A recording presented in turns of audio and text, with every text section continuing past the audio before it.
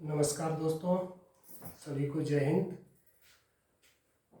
आज मौलिक अधिकार पर वीडियो बन रहा है जिसमें भारतीय संविधान के मौलिक अधिकारों के बारे में विस्तृत चर्चा होगी और इस चर्चा के बाद आप इस काबिल हो जाएंगे कि one day exam, civil services exam तथा पुलिस के आरक्षी, मुख्य आरक्षी, उप निरीक्षक, इंस्पेक्टर आदि के प्रशिक्षण में भी जो प्रश्न आएंगे उसको भी आप हल करने के लिए काबिल बन जाएंगे। तो ये बड़ा ही महत्वपूर्ण वीडियो होने जा रहा है। वीडियो को आप ज़रूर देखें, साथ साथ जो है इसका नोट्स भी बनाते रहें। इस वीडियो में जो कंटेंट लिए गए हैं ये हम आपको बता दें, भारतीय संविधान की 3 पुस्तकों से।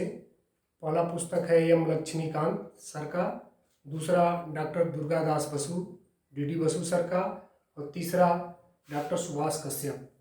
इन तीनों पुस्तकों से फैक्ट्स लिए गए हैं तथा मेरे सिविल सर्विसेज तैयारी के दौरान जो मेरे द्वारा नोट्स बनाए गए थे उससे कुछ कंसेप्ट लिए गए हैं। विगत 10 वर्षों के विभिन्न परीक्षाओं में आए हुए प्रश्नों को समावेश किया गया है।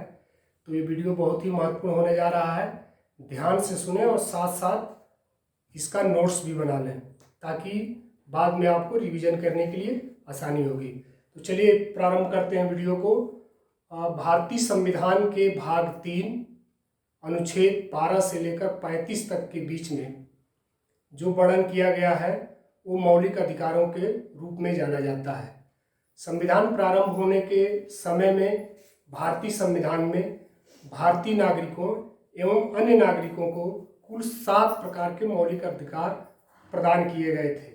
लेकिन जैसा कि आप जानते हैं 44वें संविधान संशोधन 1978 में संपत्ति के अधिकार को जो अनुच्छेद 31 में था और कुछ पार्ट उसका अनुच्छेद 19 में था को हटाकर उसको एक कानूनी अधिकार के रूप में अनुच्छेद 300 में सम्मिलित किया गया है। तो आइए स्टार्ट करते हैं कि कैसे प्रश्न मौलिक अधिकारों से आते हैं और उसका उत्तर हमको कैसे लिखना है, या यदि ऑप्शनल प्रश्न है, बहुविकल्पी प्रश्न है तो उसको कैसे ट्रिक करना है, या कॉन्सेप्चुअल क्वेश्चन है जिसमें आपको विस्तृत लिखना है तो कैसे लिखेंगे। इन सभी बिंदुओं पर कुल 10 बिंदुओं पर हमने तैयार किया है। ये संविधान के भाग 3 अनुच्छेद 12 से 35 मौलिक अधिकार का पार्ट 1 वीडियो है। इसको देखने के बाद आप संविधान के मौलिक अधिकारों या जिसको फंडामेंटल राइट कहते हैं या मूल अधिकार कहते हैं आपको समझने में बहुत ही आसानी होगी। चलिए आप बोर्ड पे एक बार निगाह दें। पहला है संविधान के भाग 3 अनुच्छेद 12 से 35 में इसका उल्लेख किया गया है। दूसरा, भारतीय संविधान का जो मौलिक अधिकार हमारा है इसको मैग्ना कार्टा भी कहा जाता है।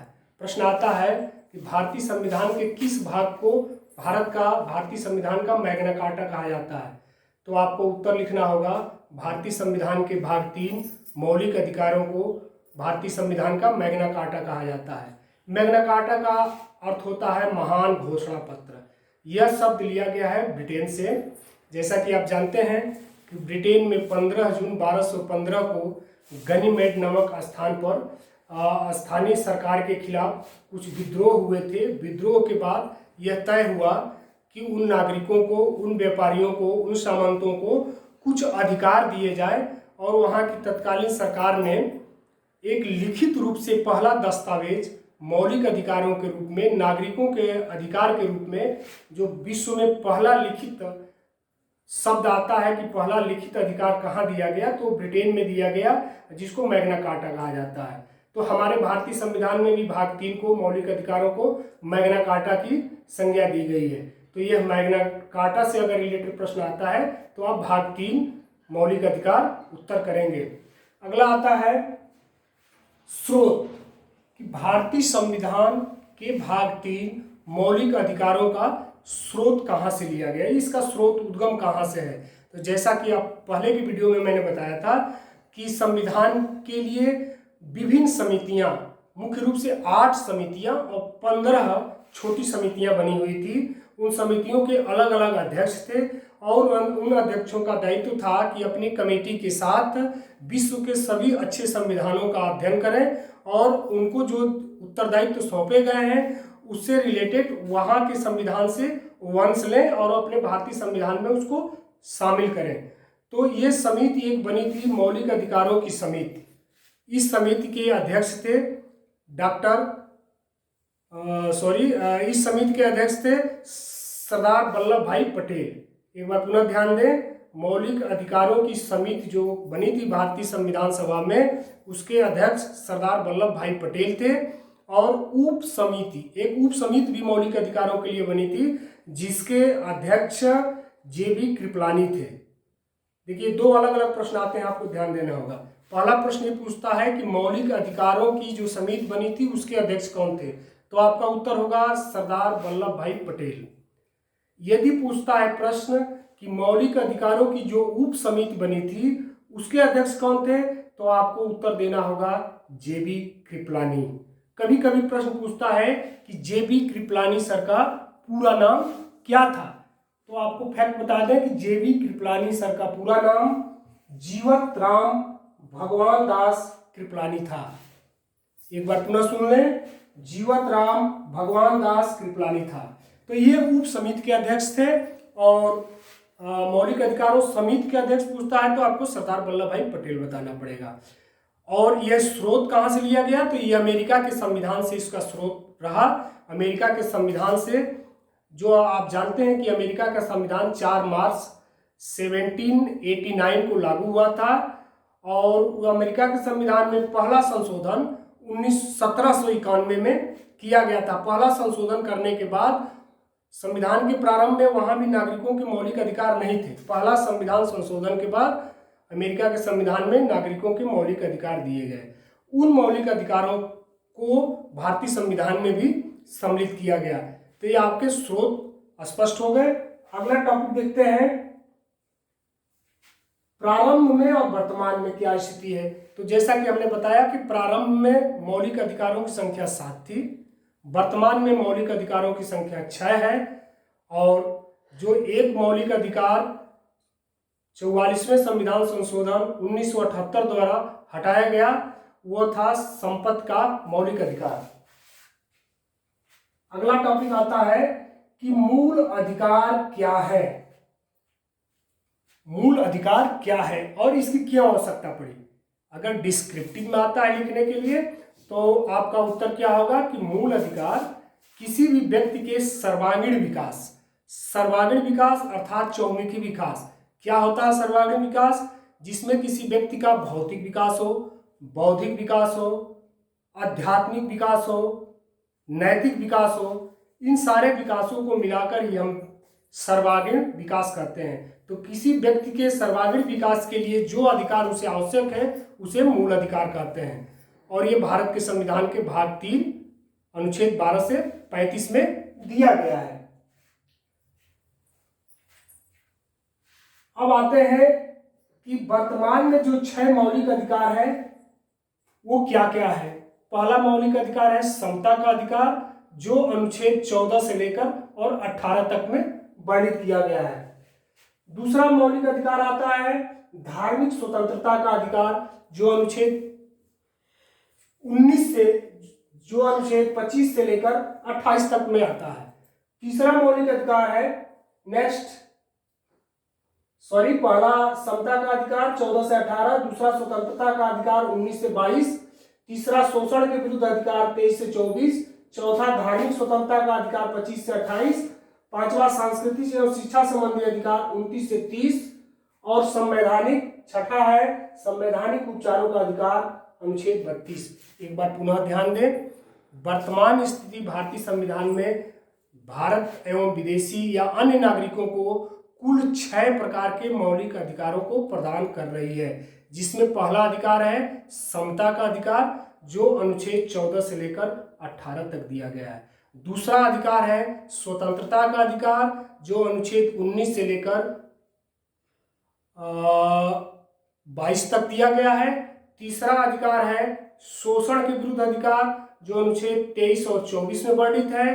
नेक्स्ट अधिकार है धार्मिक स्वतंत्रता का अधिकार, जो अनुच्छेद 25 से लेकर 28 में दिया गया है। नेक्स्ट जो संस्कृति और शिक्षा संबंधी अधिकार है, अनुच्छेद 29 और 30 में दिया गया है। और इन सभी को माननीय न्यायालयों द्वारा परिवर्तित कराने के लिए या व्यक्ति के इनमें से किसी अधिकारों का उल्लंघन होता है केंद्र सरकार द्वारा, राज्य सरकार द्वारा या स्थानीय किसी प्राधिकारी या प्राधिकरण द्वारा, तो अनुच्छेद 32 के तहत संवैधानिक उपचारों का अधिकार प्राप्त है। अनुच्छेद 32 को ही डॉक्टर भीमराव अंबेडकर द्वारा इसे संविधान की आत्मा कहा गया।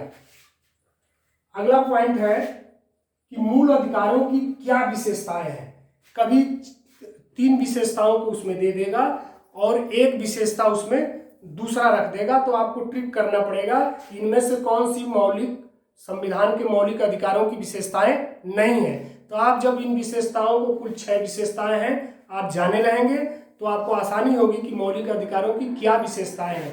पहली विशेषता है मौलिक अधिकार की, कुछ अधिकार सिर्फ भारतीय नागरिकों को प्राप्त है। सबसे महत्वपूर्ण जो विशेषता है कि भारत का मौलिक अधिकार, भारत के संविधान का मौलिक अधिकार भारतीय नागरिकों के साथ साथ यदि कोई विदेशी भी भारत में भ्रमण कर रहा है, रह रहा है, अप्रवासी है या टूर में आया हुआ है, टूरिज्म के लिए आया हुआ है, तो ये अधिकार सभी को प्राप्त है। लेकिन कुछ आर्टिकल ऐसे हैं जो केवल भारतीय नागरिकों को ही प्राप्त है। इस पर विशेष ध्यान देने की बात है। प्रश्न पूछता है कि कौन कौन से आर्टिकल केवल भारतीय नागरिकों को ही प्राप्त है, तो आपका उत्तर होगा अनुच्छेद 15, अनुच्छेद 16, अनुच्छेद 19, अनुच्छेद 29 और 30। ये अनुच्छेद हैं जो केवल भारतीय नागरिकों को प्राप्त हैं। बाकी और शेष अनुच्छेद भारतीय, गैर भारतीय सभी लोगों को प्राप्त है। लेकिन ये 5 जो अनुच्छेद है केवल भारतीय नागरिकों को प्राप्त है। दूसरी इसकी विशेषता है कि ये मौलिक अधिकार राज्य के विरुद्ध प्राप्त हैं। राज्य, अब राज्य को आपको समझना होगा। यहां पर भाग 3 में राज्य को डिफाइन किया गया है आर्टिकल 12 में, अनुच्छेद 12 में राज्य को डिफाइन किया गया है। यहाँ पर राज्य का आशय अलग है। और अनुच्छेद 36 राज्य के नीति निर्देशक तत्वों, directive principle of state policy, DPSP में जो राज्य की परिभाषा दी गई है आर्टिकल 36 में, वो अलग है। यहाँ मौलिक अधिकारों में जो राज्य का मतलब है उसको अभी मैं इस लेक्चर के लास्ट में आपको विस्तृत बताऊंगा। यहाँ पर आपको कॉन्सेप्ट ये समझना है, राज्य का मतलब कोई उत्तर प्रदेश या बिहार या पंजाब नहीं। राज्य का मतलब केंद्र सरकार, राज्य सरकार, संसद, विधानसभा, स्थानीय निकाय, नगर निगम, पंचायतें, इलेक्ट्रिक बोर्ड, यूनिवर्सिटी एटसेट्रा। तो आप यहाँ पर यह है कि राज्य के विरुद्ध प्राप्त होते हैं। इसकी दूसरी विशेषता है कि मौलिक अधिकार राज्य के विरुद्ध प्राप्त होते हैं।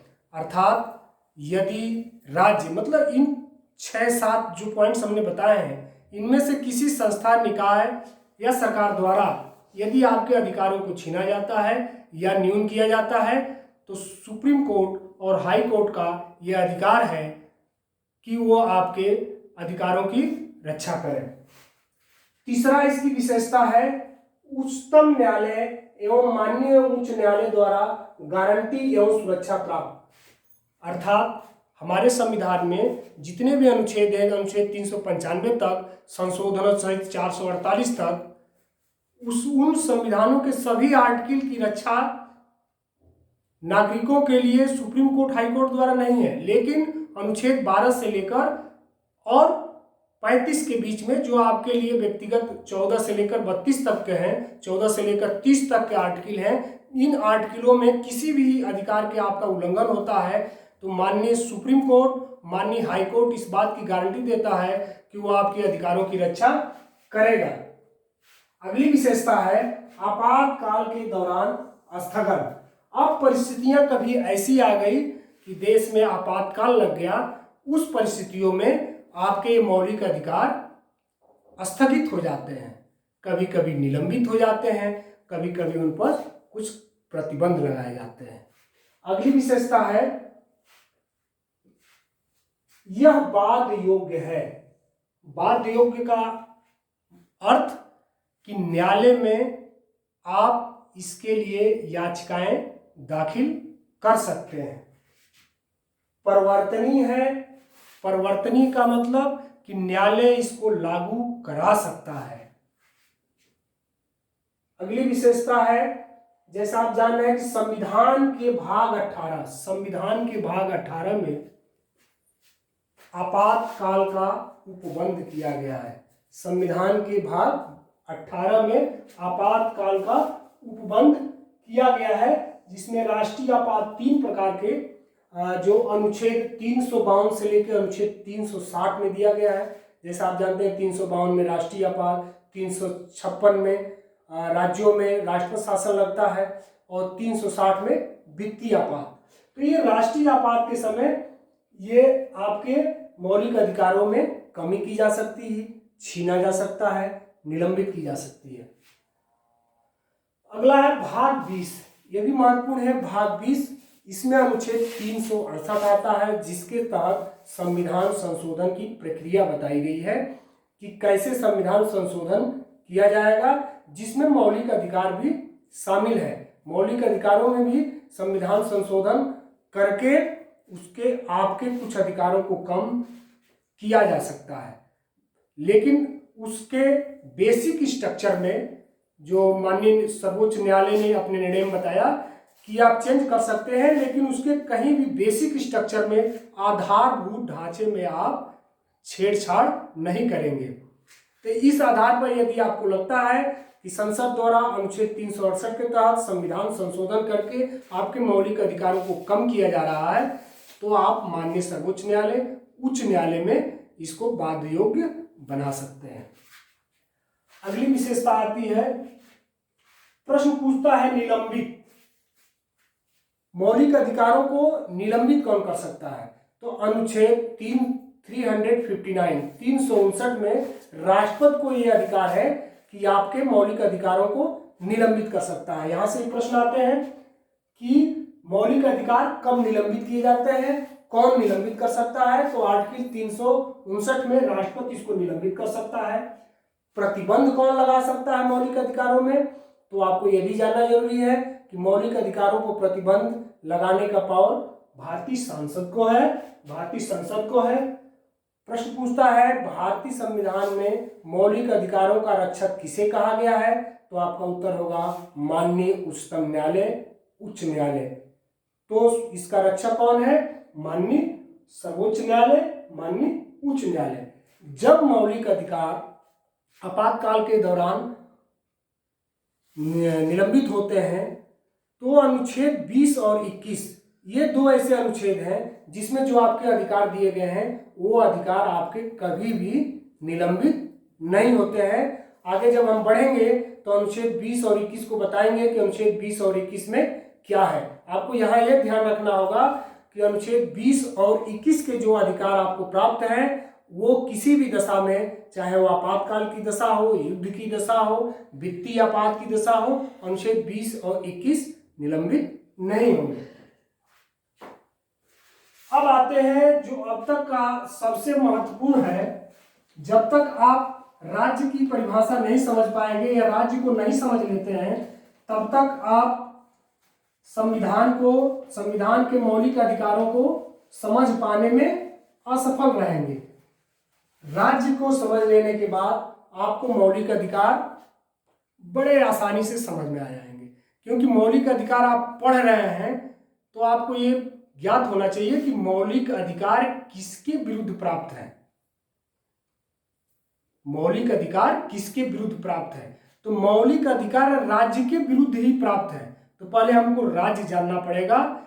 यहां पर जो अनुच्छेद 12 में राज्य को डिफाइन किया गया है, राज्य की परिभाषा दी गई है, यह स्पष्ट करती है कि यह राज्य वह राज्य नहीं है जैसे बिहार, यूपी, मध्य प्रदेश और पंजाब है। यह राज्य का तात्पर्य, राज्य का अर्थ, उसका तात्पर्य, उसकी मीनिंग केंद्र सरकार, राज्य सरकार, संसद, विधानसभा, स्थानीय निकाय। स्थानीय निकाय में आप नगर पालिका ग्राम पंचायतें, पंचायतें और इलेक्ट्रिक बोर्ड है, ओएनजीसी है, इस तरह के विश्वविद्यालय हैं, इनके द्वारा, अब ये कुछ एग्जाम्पल हैं, इसकी एक लंबी श्रृंखला है कि राज्य के अंतर्गत कौन कौन आते हैं। मोटे तौर पर आप याद कर लें, प्रश्न पूछता है कि राज्य के अंतर्गत इनमें से कौन नहीं आता है। 4 विकल्प ऑप्शन दे देगा, केंद्र सरकार, राज्य सरकार, संसद और दे देगा स्वयंसेवी संस्थान। तो आपको यहां ट्रिक करना होगा कि स्वयंसेवी जो संस्थान होते हैं, स्वयं सहायता समूह जो होता है, वो राज्य की श्रेणी में नहीं आता है। तो राज्य की श्रेणी में कौन कौन आता है? पहला केंद्र सरकार, दूसरा राज्य सरकार, तीसरा संसद, चौथा विधानसभा, पांचवा स्थानीय निकाय। स्थानीय निकायों की डिटेल लंबी है, जिसमें आप एग्जाम्पल के तौर पर रख सकते हैं विद्युत बोर्ड, कोई भी सरकार से मान्यता प्राप्त विश्वविद्यालय जो सरकार से धन प्राप्त कर रहा है, नगर निगम, नगर पंचायतें, सरकार से सहायता प्राप्त कोई कंपनियां जैसे ओएनजीसी है। तो ये आपको सभी राज्य के अंतर्गत आते हैं। अगला है जो इसके बाद सबसे महत्वपूर्ण अनुच्छेद आता है, वो आता है अनुच्छेद 13। अनुच्छेद 13 राज्य के बाद अगर सबसे ज्यादा महत्वपूर्ण अनुच्छेद है तो अनुच्छेद 13 है। जब तक आप अनुच्छेद 13 को स्पष्ट रूप से नहीं समझ पाते हैं, तब तक आप मौलिक अधिकारों को नहीं समझ पाएंगे। अनुच्छेद 13 अक्सर बच्चे स्किप कर देते हैं, टीचर भी स्किप कर देते हैं। इसको समझना बहुत ही जरूरी है कि अनुच्छेद 13 क्या कहता है। अनुच्छेद 13 है मूल अधिकारों से असंगत विधियां। मूल अधिकारों से असंगत विधियां अर्थात ऐसी विधियां यदि जो ऊपर के अनुच्छेद 12 में हमने बताया है, राज्य यानी केंद्र सरकार, राज्य सरकार, संसद, विधानसभा, स्थानीय निकाय में से कोई भी बॉडी अगर आपके ऐसा कानून कोई बनाती है जो मूल अधिकारों को छीनती हो या मूल अधिकारों को न्यून करती हो, कम करती हो, तो ऐसे अधिकारों के लिए क्या व्यवस्था है संविधान में? तो वो व्यवस्था अनुच्छेद 13 में है कि मूल अधिकारों से असंगत विधियां, राज्य ऐसी कोई भी विधि नहीं बनाएगा जो मूल अधिकारों को छीनती है या न्यून करती है। अब यहां पर कोई ऐसा कानून बन गया जिससे आपको लगता है कि जो आपको आर्टिकल 14 से लेकर 30 में आपको जो अधिकार 6 प्रकार के वर्तमान में अधिकार प्राप्त हैं, समता का, स्वतंत्रता का, शोषण के विरुद्ध, धार्मिक स्वतंत्रता का, शिक्षा एवं संस्कृति का, संवैधानिक उपचारों का, ये जो अधिकार आपको प्राप्त हुए हैं, अगर इनमें से कोई भी बॉडी राज्य का जो डिफाइन किया गया है, केंद्र सरकार, राज्य सरकार, विधानसभाएं, संसद या स्थानीय निकाय, इनमें से किसी के द्वारा कोई ऐसा कानून पारित कर दिया जाता है, कोई ऐसा आदेश निर्देश निर्गत किया जाता है जिससे नागरिकों के मौलिक अधिकार कम हो जाते हैं या छीन जाते हैं, तो माननीय सर्वोच्च न्यायालय, माननीय उच्च न्यायालयों का यह अधिकार है कि उन कानूनों को, नियमों को खत्म कर दे, शून्य घोषित कर दे, शून्य घोषित कर दे। यदि वो पूरा ही कानून आपके मौलिक अधिकारों को खत्म कर रहा है तो कानून पूरी तरह से माननीय न्यायालय द्वारा खत्म किया जाएगा।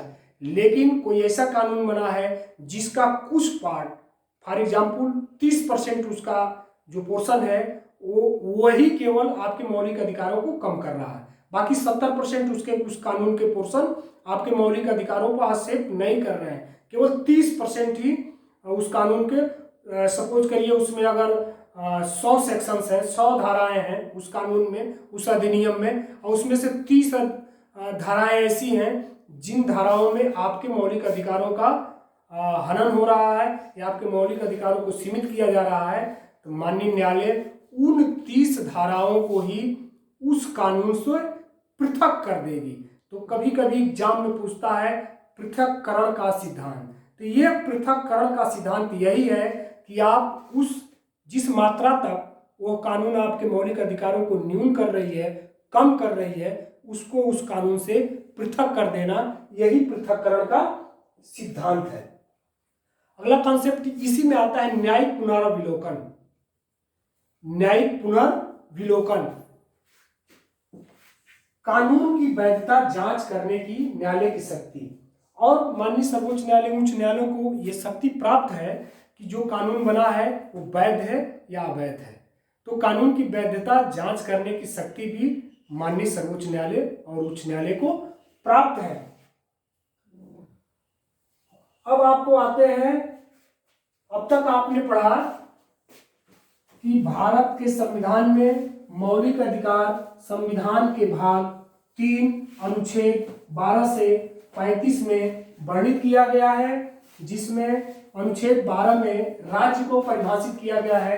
राज्य से तात्पर्य आप समझते हैं केंद्र सरकार, राज्य सरकार, संसद, विधानसभा, स्थानीय निकाय। स्थानीय निकाय का तात्पर्य होता है नगर निगम, नगर पंचायतें, विद्युत बोर्ड, ओएनजीसी या सरकार से सहायता प्राप्त कोई विश्वविद्यालय, ये सब राज्य के अंतर्गत आते हैं। और इनके द्वारा कोई भी ऐसा कानून, नियम, निर्देश निर्गत किए जाते हैं जो व्यक्ति के मौलिक अधिकारों को कम करता है, न्यून करता है, तो उसको उस मात्रा तक कम किया जा सकता है, या अगर पूरा ही कानून आपके अधिकारों को छीनता है तो उस कानून को माननीय सर्वोच्च न्यायालय, उच्च न्यायालय द्वारा समाप्त भी किया जा सकता है।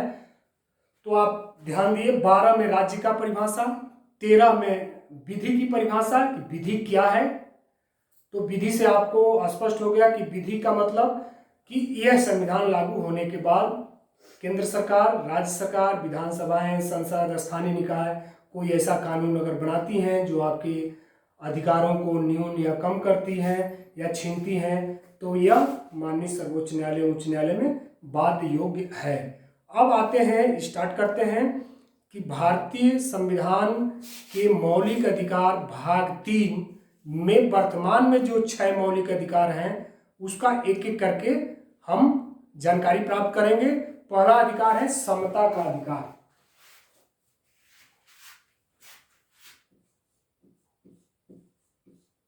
समता का अधिकार, जैसा कि हमने पहले ही बताया, समता का अधिकार अनुच्छेद 14 से अनुच्छेद 18 तक में वर्णित है। अब आप एक एक पॉइंट साथ में नोट भी कर लेंगे। अनुच्छेद 14 से 18 आपको याद करना है, इसको समझते हुए याद करना है। पहला जो है, जो अधिकार है हमारा मौलिक अधिकार, वो है समता का अधिकार, जो 14 से लेकर 18 तक में वर्णित किया गया है, जिसमें 14, 15, 16, 17 और 18 ये 5 अनुच्छेद हैं। अनुच्छेद 14 में आता है 2 पॉइंट। पहला क्लास है विधि के समक्ष, विधि के समक्ष समता, और इसका दूसरा क्लास है, दोनों आपको याद करने पड़ेंगे, दोनों अलग अलग पूछे जाते हैं। पहला है विधि के समक्ष समता और दूसरा इसका क्लास है विधियों का समान संरक्षण, विधियों का समान संरक्षण। अब इसमें कई बार प्रतियोगी परीक्षाओं में प्रश्न पूछे गए हैं कि रूल्स ऑफ लॉ, ध्यान दें, rules of law, rules of law, विधि का शासन। रूल्स ऑफ लॉ हिंदी में अर्थ हुआ विधि का शासन, भारतीय संविधान के किस अनुच्छेद से आच्छादित है? प्रश्न पूछा गया है, रूल्स ऑफ लॉ, विधि का शासन भारतीय संविधान के किस अनुच्छेद से लिया गया है या आच्छादित है या संदर्भित है? तो आपका उत्तर होगा अनुच्छेद 14। आपका उत्तर होगा अनुच्छेद 14। दूसरा अनुच्छेद 14 से प्रश्न पूछता है कि ये विधि के समक्ष समता, जो इसका क्लाज 1 है, आर्टिकल 14 का जो क्लाज 1 है उसमें पूछता है विधि के समक्ष समता, यह किस देश के संविधान से लिया गया है? तो यह है यूके के संविधान से, यूके अर्थात ब्रिटेन के संविधान से लिया गया है। दूसरा क्लास का प्रश्न कभी कभी पूछता है कि विधियों का समान संरक्षण यह किस देश के संविधान से लिया गया है? तो विधियों का समान संरक्षण यूएसए के संविधान से लिया गया है, अर्थात अमेरिका के संविधान से लिया गया है। अगला आर्टिकल है आर्टिकल 15। आर्टिकल 15 में जो प्रश्न पूछता है कि राज्य द्वारा किसके आधार, इनमें से किसके आधार पर विभेद नहीं किया जाएगा? राज्य द्वारा। फिर शब्द आ रहा, बार बार शब्द इस मौलिक अधिकार के जितने भी आर्टिकल आप पढ़ेंगे वो शब्द राज्य आता रहेगा। राज्य को आपके दिमाग में, अपने दिमाग में एकदम बैठा लेना है कि राज्य, जब भी शब्द आएगा हमारे सामने पढ़ने के लिए राज्य, तो मैं समझूंगा मौलिक अधिकारों के परिप्रेक्ष्य में राज्य का तात्पर्य केंद्र सरकार, राज्य सरकार, संसद, विधानसभा, स्थानीय निकाय। इसको एकदम अपने दिमाग कंसेप्ट इसका एकदम क्लियर कर लें, अपने मन मस्तिष्क में इसको बैठा लें कि जब भी इस मौलिक अधिकारों के चैप्टर में अनुच्छेद 12 से लेकर 35 के बीच में राज्य शब्द आता है तो आप राज्य का मतलब केंद्र सरकार, राज्य सरकार, संसद, विधानसभा, स्थानीय निकाय ही समझेंगे। तो अनुच्छेद 15 में पूछता है कि राज्य इनमें से किसके आधार पर विभेद नहीं करेगा? तो 5 बातें इसमें ध्यान रखना है। नंबर 1 धर्म, नंबर 2 जाति, नंबर 3 वंश, नंबर 4 निवास स्थान,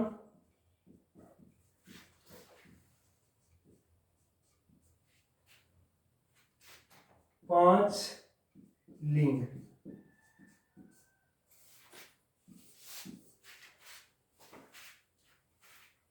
अब जो सबसे महत्वपूर्ण हमने यहां लिखा है निवास स्थान।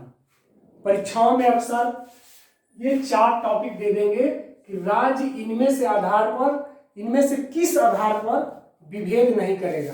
पहला दे देगा धर्म, जाति, तीसरे पर दे देगा लिंग, चौथे पर दे देगा निवास स्थान और एक दे देगा जन्म स्थान। तो ये दोनों शब्द हमने इसलिए लिखा है जन्म स्थान और निवास स्थान। अक्सर आदमी पढ़ के जाता है कि राज्य इसके इन बिंदुओं पर, इन बातों पर किसी भी नागरिक के साथ विभेद नहीं करेगा। धर्म, जाति, लिंग, निवास स्थान, लिंग स्थान, जन्म स्थान। तो यहाँ पर निवास स्थान का जिक्र नहीं है, ये ध्यान देना है आपको कि निवास स्थान का अनुच्छेद 15 में जिक्र नहीं है। यहाँ पर जन्म के स्थान पर, जन्म स्थान के आधार पर राज्य विभेद नहीं करेगा। तो आपके पास कौन कौन से आ गए? राज्य, धर्म, जात, लिंग, जन्म स्थान के आधार पर विभेद नहीं करेगा। अगला आता है वंश। इसमें वंश भी शामिल किया गया है कि राज्य वंश के आधार पर भी विभेद नहीं करेगा। ये सबसे महत्वपूर्ण है कि हम वंश का अर्थ नहीं समझ पाते हैं कि वंश क्या है।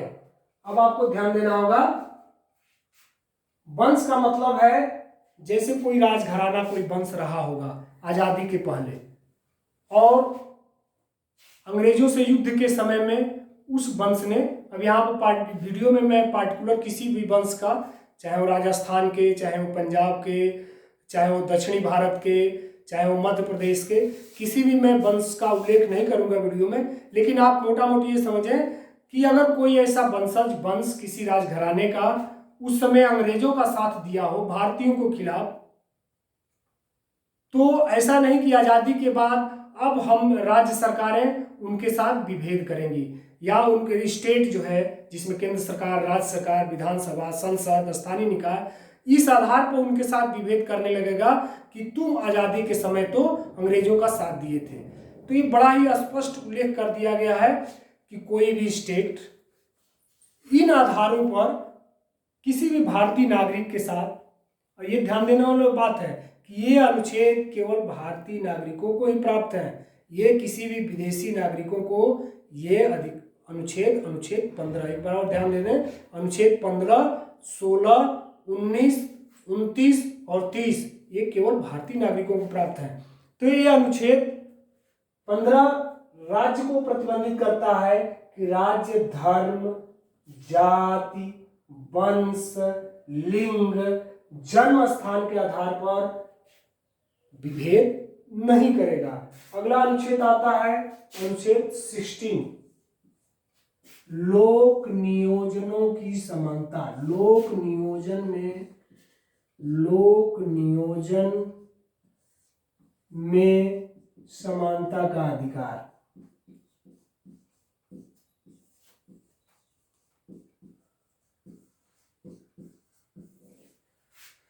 अनुच्छेद 16 वर्णित करता है लोक नियोजन। लोक नियोजन का तात्पर्य है सरकारी नौकरियों में समानता का अधिकार।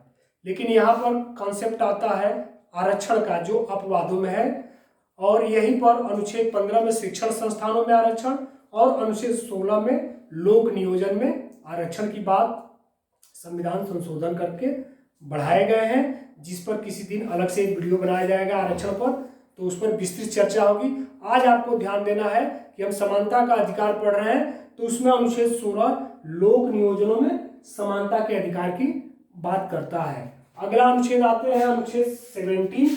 यह अनुच्छेद 17 अस्पृश्यता का अंत, अस्पृश्यता का अंत, अनटचबिलिटी जिसको आप बोलते हैं, अस्पृश्यता का अंत।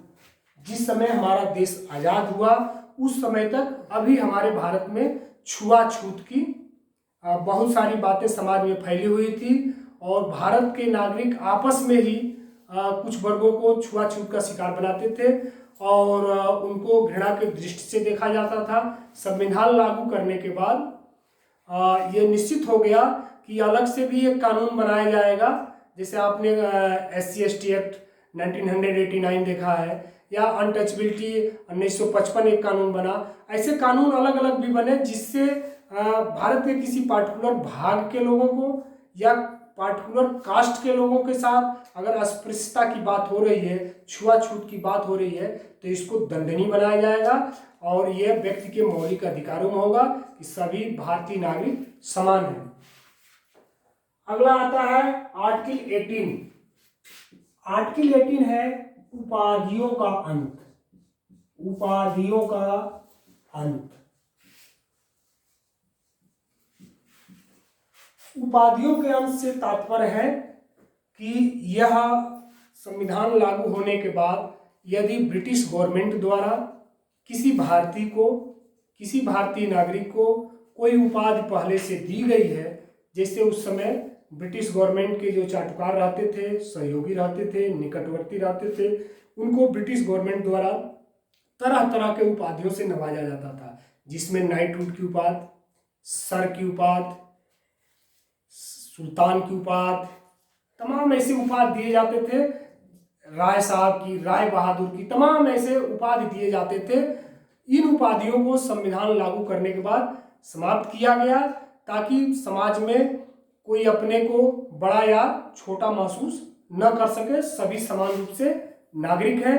उपाधियों का अंत किया गया, लेकिन उसी में एक अपवाद दिया गया है कि यदि भारत सरकार द्वारा कोई उपाधि भारत, जैसे भारत रत्न, पद्म भूषण, पद्म विभूषण, पद्मश्री, ऐसे उपाधि अगर खेल रत्न, राजीव गांधी जैसे खेल रत्न आपने देखा, नाम सुना होगा, इस तरह से कोई उपाधि भारत सरकार द्वारा दिया जाता है किसी पार्टिकुलर क्षेत्र में काम करने पर, उस व्यक्ति की महत्ता को देखते हुए, उस व्यक्ति के भारत में योगदान को देखते हुए कोई उपाधि दी जाती है, तो ये आर्टिकल 18 से उसको छूट प्राप्त होगी।